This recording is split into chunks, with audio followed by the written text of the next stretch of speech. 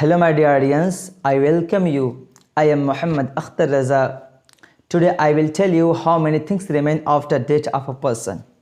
Do you know how many things remain after death of a person? If you don't know, you listen carefully.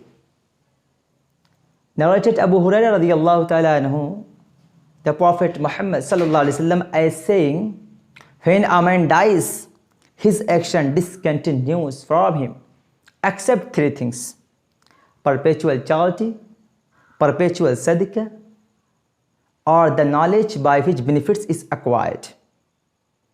A pious child or a pious child, he prays for him.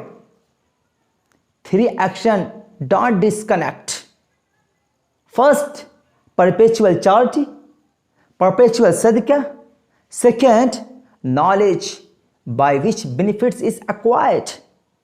Third, a pious child, he prays for him.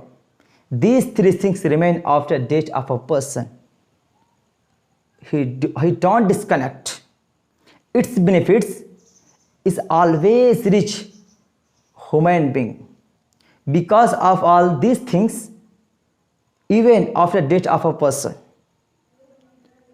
As you know, my dear, for example, I look at Dr. APJ Abdul Kalam and Tipu Sultan. They are still alive today because of these things.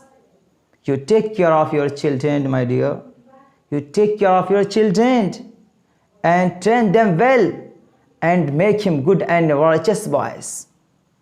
You follow this statement. It's very compulsory for you, my dear.